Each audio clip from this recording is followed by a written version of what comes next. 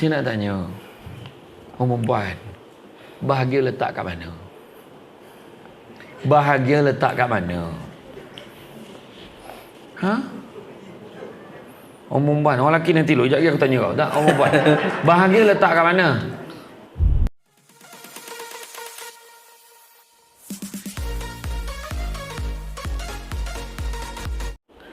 Assalamualaikum warahmatullahi wabarakatuh. Welcome back to my channel. Okay guys, hari ni saya nak berkongsikan video daripada ceramah Ustaz Samsul Debat. Moga-moga dapat manfaat pada kita semua. Dan tanpa berlengah, jom kita dengarkan. Alhamdulillah, segala puji bagi Allah Tuhan sekalian alam. Salawat dan salam ke atas junjungan besar Nabi Muhammad sallallahu alaihi wasallam. Terima kasih banyak diucapkan kepada Tuan Pengerusi acara yang dikasihi Puan Nordina Harun, Ketua Pegawai Eksekutif, barisan pengarah-pengarah, tuan-tuan dan puan-puan, warga staf dan ahli keluarga yang dikasihi sekalian. Alhamdulillah, hari ini hari Ahad. Dalam banyak-banyak perkara kita nak buat pada hari Ahad petang, ada satu perkara yang paling kita tak nak buat, iaitu mendengar ceramah. Tak usah lah buat muka excited macam nak dengar ceramah, nak menyampah pula kan. Tapi apa pun, hidup kita ni kan, hidup kita ni nak tak nak pun, yelah kita pandai, kadang-kadang kita dah tahu dah kita buat apa kan. Kadang kita dah makan, ada time kita rasa kita nak kena cool down dulu, baru boleh makan balik. Macam itulah badan manusia. Kan ada time kita dah banyak nak makan hal dunia, kena cari akhirat juga kan. Macam itulah kira. Kan, kejap-kejap ada majlis apresiasi, ada nyanyi-nyanyi, penutup taubat suruh ceramah. Macam tu lah, lebih kurang macam tu lah kan, lebih kurang macam tu. Saya tak cakap orang sini, ni contoh contoh kan, tapi tak adalah nyanyi sikit-sikit sesama keluarga kan, syukur-syukur, bukan ada apa pun apa pun dalam hal ni kita kena sedar satu perkara kan. Ramai orang yang kurang apa orang kata, kurang kemahiran dalam bab hidup ni. Dalam bab hidup ni sentiasa kena diingatkan. Sentiasa kena diingatkan. Sebab dalam diingat tu baru dia ingat. Tak iya pula lah. Hal dia tahu tu. Dia tahu, kadang-kadang dia tahu. Dia tahu dia ada keluarga, dia kena ambil berat pasal keluarga dia. Dia tahu dia ada kerja dekat pejabat dan dia kena ambil berat tentang kerja dia di pejabat. Tetapi kena diingatkan selalu. Sebab manusia itu, namanya manusia. Insan, manusia dan insan. Perkataan yang ada kaitannya, iaitu nasia, iaitu lupa. Manusia perlu selalu diingatkan kan? Sentiasa diingatkan. Jadi alhamdulillah pada petang ini simple-simple aja, sebab kita tahu dunia ni sementara sifatnya, apatah lagi yang ada dalam dunia. Jadi adakah maknanya kita kena tolak dunia terus? Tak. Nabi kata kena ambil juga dunia ni, tapi ambil dunia sekadaran untuk bekalan kita untuk bawa ke akhirat nanti. Habis tak boleh pula kerja. Puan Nordina buat apa kerja-kerja? Jadi suruh rumah lah, semayang je. Apa hal pula kerja? Tak, bukan macam tu.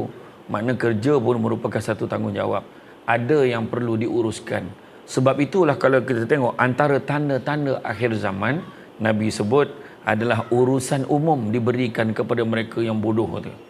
Apa maksudnya? Orang tak ada ilmu, dia bagikan satu urusan.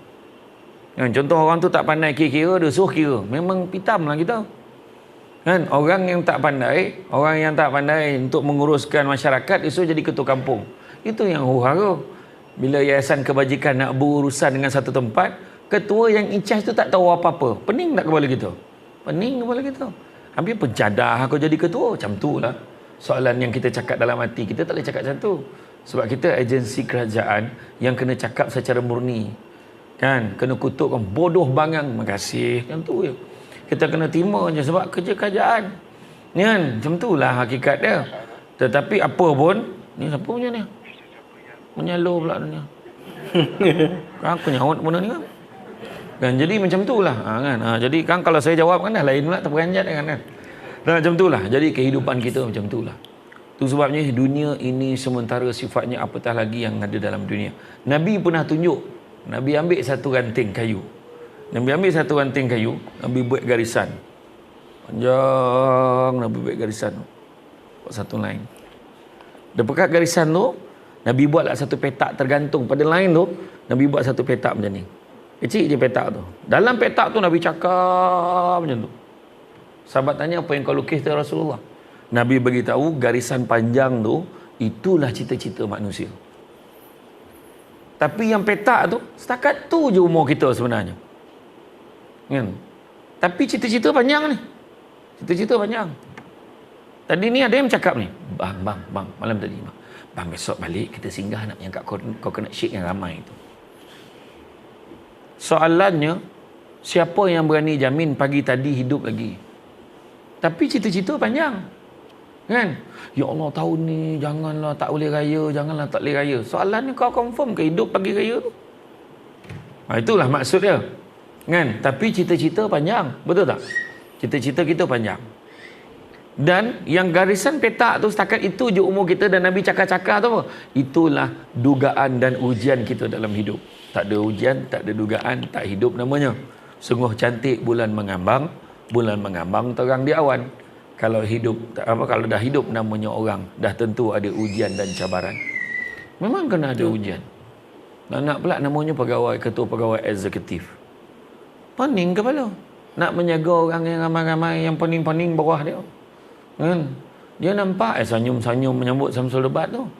Kalau tak mikir dia besok pagi ni ada benda ni kena duit dah ada dah. Iya. Tu sebabnya tu bukan semua orang boleh duduk kat jawatan tu. Yang duduk belakang jangan marah.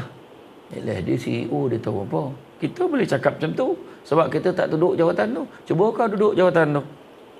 Kan? Tu sebab kita boleh pilih duduk belakang. CEO tak boleh pilih duduk belakang. Dia duduk depan. Yang belakang kau keluar pun orang tak perasan. Dia bangun orang perasan. Di mana tu? Betul. Ini antaranya lah yang antara benda. Kita gemar mempersoalkan kedudukan orang lain. Kita mempersoalkan apa yang bukan kita punya.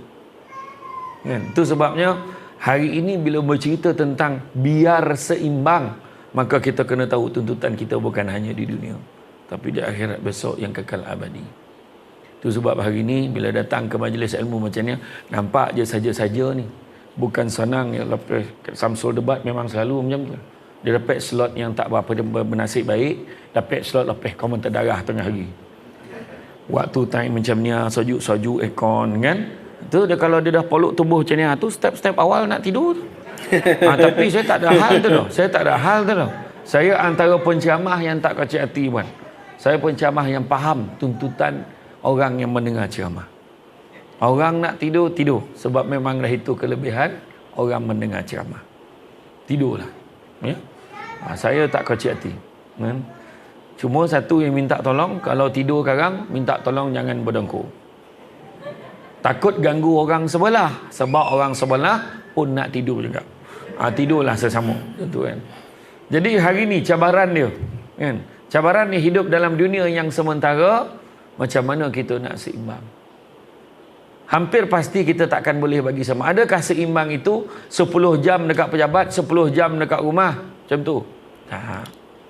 Maka kalau kita faham seimbang tu macam tu, sampai bila-bila pun kita takkan dapat. Tapi sebenarnya walaupun kita ada 14 jam di pejabat, tetapi hanya 2 jam di rumah. Tapi kalau 2 jam tu dimanfaatkan bersama dengan keluarga sepenuhnya, maka itulah maksud seimbang yang boleh diterima. Baru-baru ni Allah bagi peluang. Selama ni bising laki kau sibuk kerja. Habis kerja, tak habis kerja. Sekali kena duduk rumah PKP. Baru kau tahu maksud bila lah bang nak kerja ni. Kan naik polak lah kan, naik panih lah tengok muka orang tua ni hari-hari kat rumah. Betapa sakitnya hati wanita nampak laki mengangkang depan TV kat rumah. Kan selama kini dia pergi kerja, kau tahu dia sibuk. Sekali dia duduk rumah baru kau tahu maksud dia. Kan? Dan bos pula tak boleh nak expect pekerja bekerja 24 jam. Dia tak boleh expect pekerja bekerja 8 hingga 5 lagi dah macam biasa. Tak boleh. Bila PKP tu tak ada nyaut. Betul, nampak? Tak, tetapi majikan kena expectation yang kena berubah. Iaitu dia kena expect output daripada staff. Bila PKP bekerja secara atas talian, online daripada rumah, work from home, BDR, bekerja dari rumah. Bekerja dari rumah bukan senang, BDR, porang badak. Baru nak buka ni ada masalah ini, masalah yang pasal yang lain macam hampir dia kata. Tahu baru cakap kan. Puan Nordina baru cerita, maka saya nak dah korek. Apa hal lah Puan Nordina tu korek tu? Lain kat rumah problem pakai Streamix. Parah ni dia kata kan. Puaslah kejap-kejap depan bilik air, kejap-kejap dalam bilik nak cari line yang clear. Tu belum cerita lagi Puan Nordina ni kecil hati sebab bila dia cakap dia rasa dia cakap seorang-seorang sebab semua orang tutup kamera. Kan? Gambar kepala jamban kau tunjuk kat bos kau. On lah kamera, habis data lagi teruk pada budak sekolah. Tak, ni contoh lah. Sini tak berlaku lah kat Yayasan Kebajikan Negara ni, tak, ni tempat lain. Jadi itu antaranya, antara cabaran dia. Maka tak boleh nak expect pekerja akan bekerja 8/5, tetapi bos akan expect, majikan akan expect daripada kita adalah output kerja yang dihasilkan. Maknanya apa? Walau tak kerja 8/5, bos boleh kacau kita walau tengah malam sekalipun. Sebab bekerja dah tak ada, ikut masa. Yang staff pula ada yang cakap dengan saya, kalau macam tu kan saya tak puas hati dengan apa yang ustaz sebut tadi. Kenapa? Ustaz cakap orang yang bekerja kat rumah kalau tak buat kerja, maka dia gaji dia mungkin dipersoalkan keberkatannya. Saya tak ada kerja, dia kata. Apa salah kau tak ada kerja pula? Katanya. Sebab saya bekerja tentang file dan dokumentasi.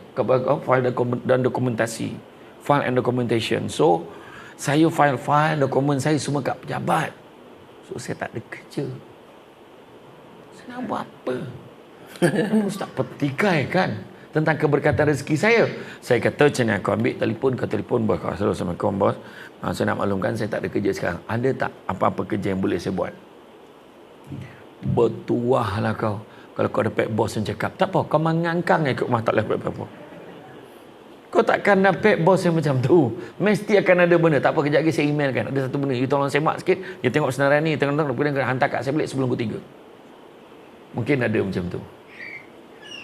Habis tak boleh ke buat benda-benda lain? Oh, pergi betulkan washing machine, maka haram. Tak. Oh, tak berkat lah rezeki kau. Tak, bukan macam tu. Kerja hakiki, settlekan dulu. Dalam masa buat kerja hakiki tu, sambil-sambil kita tengok phone kita tu, masukkan baju dalam dryer. Tak ada masalah. Sambil-sambil tu, terlupa pula tutup mic. Tak dengar bunyi ikan. Itu biasa. Tu belum cerita lagi tengah meeting online, suami lalu kat belakang dengan towel. Allahu haru orang tengah mesyuarat. Kan? Ini fakta yang memang berlaku, termasuklah saya masa ceramah online dulu. Memang cabaran. Tetapi hari ini alhamdulillah kita dah mula back to normal. That's why kita buat team building. That's why kita buat program ni. Kita nak tunjuk kebersamaan, nak bagi family datang. Tengok inilah dia kawan-kawan kerja abang. Inilah dia. Malam tadi kau tengok video kan. Kau tengok abang kerja apa? Kau selalu tanya, abang bukannya abang berjuang demi negara, menyampaikan bantuan. Abang nak pastikan orang, kita fikir kita abang ni, abang tak fikirkan nak isteri abang. Cik ayat tu nampak. Dalam pada kau mau komplain sekali dapat hotel tisel kot. Kolam renang paling besar sekali dalam Malaysia kau tu. Bodoh bush kau terjun tak semalam? Ha? Tak sempat. Yalah kau lekor menyanyi tu masalah tu. Kan? Ha. Dalam kan? Saya sendiri pun tak pernah tu. Tapi tahniahlah, terima kasihlah. Orang dah datang tisel ni, datang PD baru teringat nak panggil Samsul Bat, tak apalah buat macam mana. Kan? Tapi macam tu lah. Hidup kita ni dalam dunia ni sebenarnya simple je. Kalau tentang keseimbangan sampai bila kita tak dapat. Tapi Allah Ta'ala ada ajar kita satu formula yang paling senang. Formula yang paling senang ada dalam surah Asy-Syura ayat yang ke-20. Surah Asy-Syura ayat ke-20. Allah beritahu apa? Barang siapa yang mengejar keberuntungan akhirat, nescaya kami akan tambahkan keberuntungannya itu. Maknanya dunia pun dapat. Namun barang siapa yang mengejar keberuntungan dunia, nescaya kami akan berikan sebahagian saja daripada keberuntungan dunia itu, malahan tidak akan ada satu bahagian pun untuknya di akhirat kelak. Faham? Kejar akhirat, dua-dua dapat. Kerja dunia dapat sikit je daripada dunia tu. Jadi mana nak kerja akhirat? InsyaAllah dunia pun dapat. Contoh, dalam bab bekerja. Dalam bab bekerja, kita bekerja kan ponik pada pagi, petang, malam kerja. Ya Allah, sampai sudahlah kerja aku macam ni. Sampai bila aku nak macam ni? Tak. Tapi kau datang PD, kau tak komplain pula. Kau komplain bilik. Kenapa bilik kita kat sini ya? Jauh dari lift. Kan? Samsul Ubat tak dapat bilik pun walaupun dia ada slot sini. Ni contoh lah. Pernah tak kau fikir aku perlu bilik ke tak? Pernah tak tanya? Tak ada orang tanya pun. Kata kebajikan. Ni contoh lah kan. Contoh kan. Tak ada lah. Saya syukur dia jemput sebenarnya. Syukur.